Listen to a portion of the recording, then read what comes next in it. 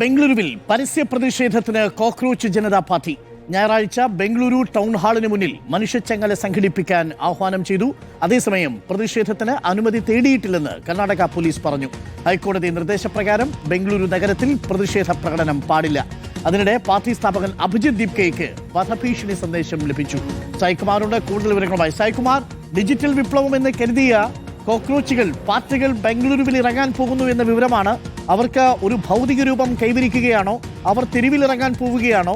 ഇതുവരെ ഇൻസ്റ്റാഗ്രാമിലും X അക്കൗണ്ടിലും social മീഡിയയിലും തരംഗമായ കോക്രോച്ച് ബംഗളൂരു നഗരമാണ് തിരഞ്ഞെടുത്തിരിക്കുന്നത്. പക്ഷേ കർണാടക പോലീസ് അനുമതി കിട്ടിയിട്ടില്ലെന്ന് പറയുന്നു.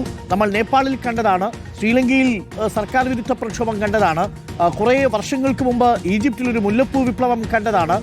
സാമൂഹിക മാധ്യമങ്ങൾ വഴിയുള്ള കൂട്ടായ്മകൾ ഒരു നഗരത്തിൽ സംഘടിക്കുന്നു എന്നുള്ളതിനെ എങ്ങനെയാണ് നമ്മൾ വായിച്ചെടുക്കേണ്ടത്? അതിനിടയ്ക്ക് അഭിജിത് ദീപ്കയ്ക്കെതിരെ ഇപ്പോൾ വധഭീഷണി സന്ദേശം വന്നു എന്ന വിവരം കൂടി വരുന്നു. എങ്ങനെ വായിച്ചെടുക്കണം സായികുമാർ?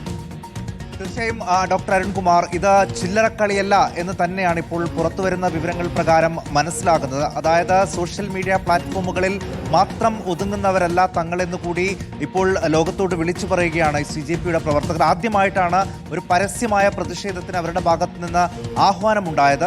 മെട്രോ നഗരമായ ബാംഗ്ലൂർ തന്നെ അതിന് തിരഞ്ഞെടുത്തു എന്നതുകൂടി നമ്മൾ ഈ ഘട്ടത്തിൽ പറയണം. ഞായറാഴ്ചയാണ് വിവിധ ആവശ്യങ്ങൾ ഉന്നയിച്ചുകൊണ്ട് ഫ്രീഡം പാർക്കിന് സമീപം ഒരു മനുഷ്യച്ചങ്ങല തീർത്ത് പ്രതിഷേധിക്കാനുള്ള ആഹ്വാനം അവരുടെ പേജുകൾ വഴി വ്യാപകമായി സർക്കുലേറ്റ് ചെയ്തത്.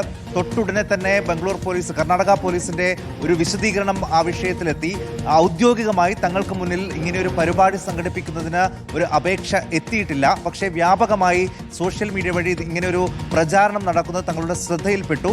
ഒരു കാരണവശാലും ഫ്രീഡം പാർക്ക് സമീപത്ത് ഇങ്ങനെയൊരു പരിപാടി നടത്താൻ അനുവദിക്കില്ല എന്ന് തന്നെയാണ് ഇപ്പോൾ കർണാടക പോലീസ് പുറത്തിറക്കിയ റിലീസിൽ പറയുന്നത്. 2022 മുതൽ കർണാടക ഹൈക്കോടതിയുടെ ഒരു ഉത്തരവാണ് അതിന് കാരണമായി പോലീസ് പറയുന്നത്. അവിടെ ഏതെങ്കിലും തരത്തിലുള്ള പ്രതിഷേധങ്ങളോ ധർണയോ നടത്താൻ പാടില്ല എന്ന കോടതി വിധിയുണ്ട്.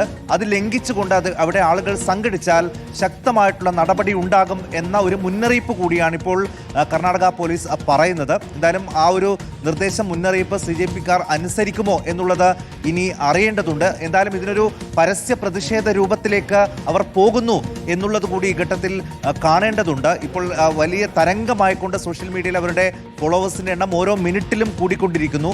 അത് സോഷ്യൽ മീഡിയയിൽ തന്നെ ഒതുങ്ങും എന്നൊക്കെ വിചാരിച്ചിരുന്നവരിലേക്ക് ഇതാ ഇപ്പോൾ പരസ്യമായി തന്നെ തെരുവിലിറങ്ങാൻ അവർ ആഹ്വാനം ചെയ്തിരിക്കുകയാണ്. എന്തായാലും ആഹ്വാനം പ്രകാരം എത്ര ആളുകൾ അവിടെ തമ്പടിക്കും, അവിടെ എത്തിച്ചേരും എന്നുള്ളത് കൂടി ഇപ്പോൾ അറിയേണ്ടതുണ്ട്. അതേ സമയത്ത് തന്നെയാണ് അതിൻ്റെ സ്ഥാപകനായ അഭിജിത് ദീപ്കയ്ക്ക് വ്യാപകമായി ഇപ്പോൾ വധഭീഷണി വന്നുകൊണ്ടിരിക്കുന്നത്. അദ്ദേഹം തന്നെ പോസ്റ്റ് ചെയ്ത വീഡിയോ പ്രകാരം ഓരോ മണിക്കൂറിലും പല ഇടങ്ങളിൽ നിന്നും ഭീഷണി കോളുകൾ വന്നുകൊണ്ടിരിക്കുകയാണ്. ഈ പേജുകൾ പിൻവലിക്കണം, അതിലിടുന്ന പോസ്റ്റുകൾ പിൻവലിച്ച് പിൻവാങ്ങണം എന്നതടക്കമുള്ള ഭീഷണികൾ വരുന്നു എന്നാണ് ഇപ്പോൾ അദ്ദേഹത്തിൻ്റെ കുടുംബാംഗങ്ങളും ഒക്കെ ഇപ്പോൾ പ്രതികരണവുമായി രംഗത്ത് വരികയും ചെയ്യുന്നുണ്ട്. അതുകൊണ്ട് ഏതെങ്കിലും വിധത്തിൽ ഇവരുടെ ഈ പോസ്റ്റ് ഷെയർ ചെയ്യുന്ന പരിപാടി നിർത്താനുള്ള പലതരത്തിലുള്ള സമ്മർദ്ദം പല കോണുകളിൽ നിന്നും ഇപ്പോൾ ഉണ്ടാകുന്നു എന്നുകൂടി അതിൽ പിന്നിൽ പ്രവർത്തിക്കുന്ന ആളുകൾ പറയുന്നുണ്ട്. ഡോക്ടർ സായികുമാറാണ് വിവരങ്ങൾ നൽകിയത്. ബംഗളൂരുവിൽ CJP ഒരു മനുഷ്യച്ചങ്ങലയ്ക്ക് ആഹ്വാനം ചെയ്തിരിക്കുന്നു, എന്നാൽ അനുമതി നൽകിയിട്ടില്ല എന്നാണ് കർണാടക പോലീസ് പറയുന്നത്.